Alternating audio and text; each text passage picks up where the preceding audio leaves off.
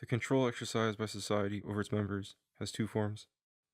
One, the control exercised by government, with explicit laws sanctioned by military force.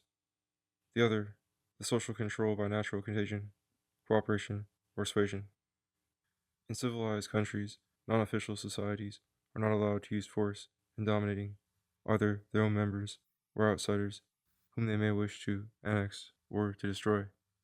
But originally, parental and tribal authority extended over everything equally and punished cruelly any contradiction of its traditional, vague, but ferocious principles.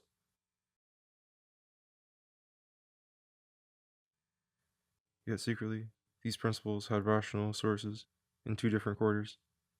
On the one hand, there was really a kindred direction and vocation of vital liberty in all men, which, insofar as it existed, inwardly prompted them to live together, join in the same labors, share the same pleasures and dangers, and emulate one another in the same liberal arts.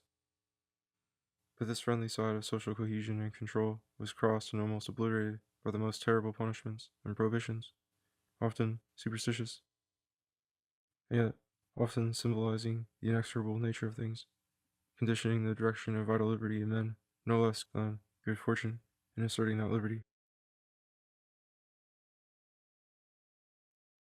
Now, the indignation caused by the cruelty of governments falls often on the person or office of the ruler, when his intentions and the political principle of his action are blameless. If it was the prevalent false notions about causes and effects in nature that imposed the measures the ruler adopted, he would have acted against his will. So, when Agamemnon, in the story, sacrificed his daughter, he did not prove himself an unnatural father or a bad king. On the contrary, it was his duty to the allies whom he was leading against Troy that overcame with difficulty his horror at his own crime. If the irresponsible dreams of the prophet or priestess of some oracle could truly discover the causes of winds and calms, the self-sacrifice of Virginia and the tragic act of her father would both have been heroic and even rational. Not rational absolutely, but politically. For absolutely, neither the expedition to Troy nor any other human undertaking could be anything but an irrational and unnecessary commitment. Yet, granted a living nation armed for crusade, the general chosen to lead it is politically committed to that duty and to all arts requisite to carrying it out.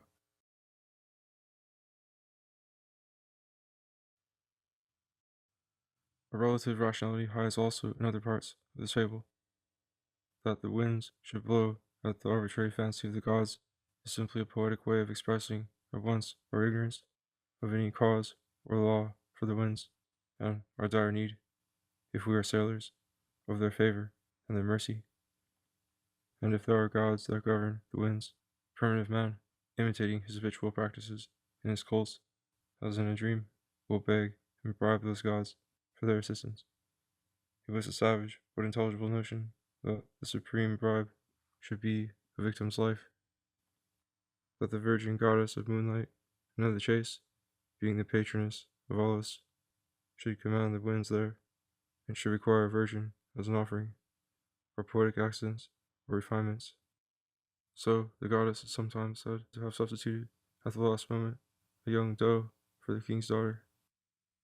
Myth, where science is absent, has to take its place, and the philosopher is satisfied if the myth inspires a kindred sentiment, and an analogous behavior to that which the true facts, if known, would have inspired.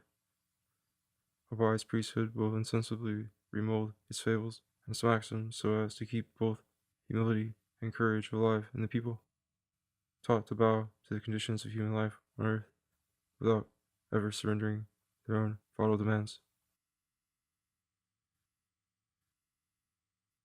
These are indeed the two authorities that, by their interplay, determine the forms and the rational variations of morals, the authority of things that permit, prevent, reward, or punish our actions, and the authority of primal will within us that chooses our path and discriminates between success and disaster in our careers.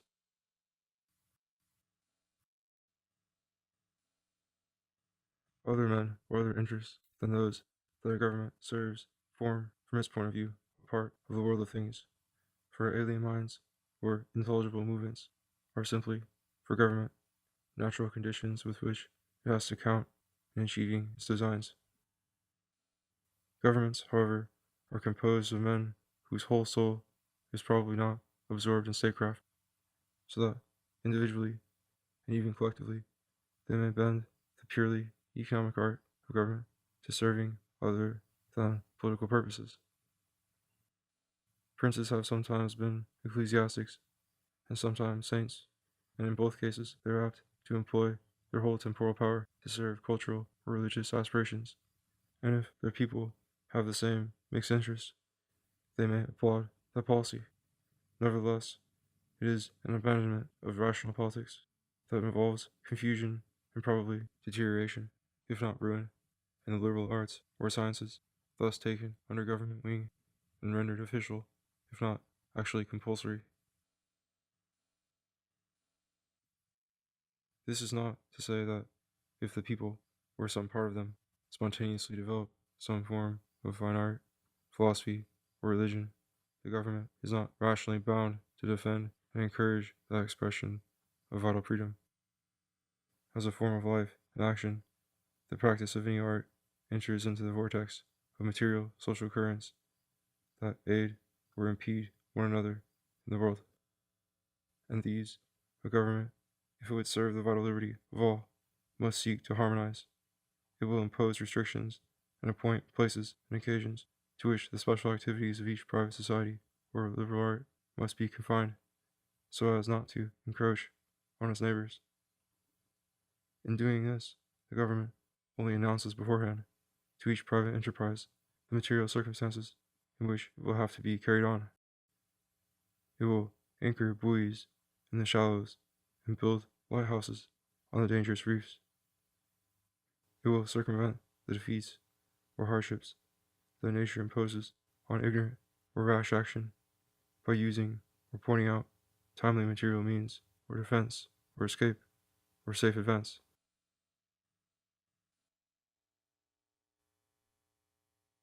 Government, in this way, becomes the rational art of minimizing the inevitable conflicts of primal irrational wills against one another and against the forces of nature at large. If government attempts to go further and to approve one set of irrational wills and forbid another, it becomes itself the agent of a particular irrational will, and instead of speaking for all wills that move in its domains and showing each the best terms it can make with the circumstances, it becomes itself a particular net of circumstances hostile to all other wills, instead of wise friend to them all.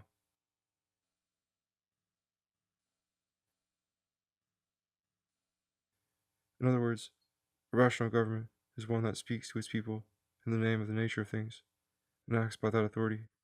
Its criterion and method must be a scientific criterion and a scientific method. Therefore, the members of a rational government will never be prophets, reformers, agitators, politicians, or demagogues, never persons elected by majority vote, but educated and trained in the science and art of government, persons able to discern the possibility or impossibility of human ambitions. Such persons might have to be, like the Roman ruling class, all soldiers, but besides the requisite military capacity, they should be experts in economics. Yet, in modern times, rather perhaps than soldiers, they should be anthropologists, medical men, and scientific psychologists, for it is the psyche that is the agent in politics. Such a government would hear sympathetically and understand perfectly the grievances and the claims of all social and private interests, but it would never follow blindly the policy of any party or sect, possessed, as such a government would be, of distinct institutes and experienced masters of all economic affairs and, as it were, psychiatrists of nations. And the traditions and experience of that government, up to any given date, would sufficiently suggest to it what reforms and what new institutions would be worth trying at each new juncture in public affairs. Such a scientific regimen, if established anywhere, would doubtless be only local and peculiar to an exceptionally gifted and moralized community. Yet, the very nature of rational economy could perfectly well extend its authority to other nations, or even over the whole world. And this political possibility, which is also a rational ideal, brings us back to the first principle of rationality in government, that it should protect and encourage vital liberty, in whatever quarter or form circumstances render its expression possible in action. The authority of this government would be autocratic, but not totalitarian, for it would speak for the material conditions imposed by nature on the realization of any ideal without dictating to any person or society what its ideal should be. Its own aim would be only to prevent conflicting desires from being material conflicts, fatal to both sides, while being temporarily content with what could be obtained peaceably. Nothing alien would have to be hated and crushed. What order could be preserved in a quiet hibernation secured for the seed of every native aspiration. This is the discipline that reason, when alive enough, imposes on the individual psyche that breeds it, and might eventually impose on the world, if the world could develop a political organ of reason and enlightened and disinterested government. The difficulty is that intelligence, though often keen enough, instead of establishing order among the irrational passions, vital or frivolous, that distract the psyche, hastens as soon as born to devise ingenious ways of satisfying one or another of those passions, regardless of the others in the man himself or in his neighbors. And this rape of intelligence is no less violent in those liberal arts that possess an internal rationality, such as logic, mathematics, music, and poetry. It would be ridiculous for a serious scientific direction of society to meddle with these things. It would only protect them from actual assault by possible fanatics of a different school.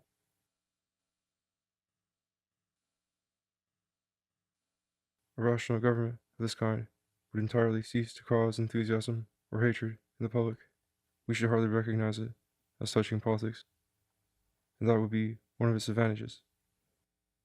The hot bloods and the ambitious talents would turn to the separate, irrational, rival forms of culture and preach and work for some reform in some one of them, but they would be prevented by the police in the service of that uninteresting government from smashing one another's idols or breaking one another's heads. The tempests would all be cerebral. It would not hurt anyone but the militant hotheads who raised them.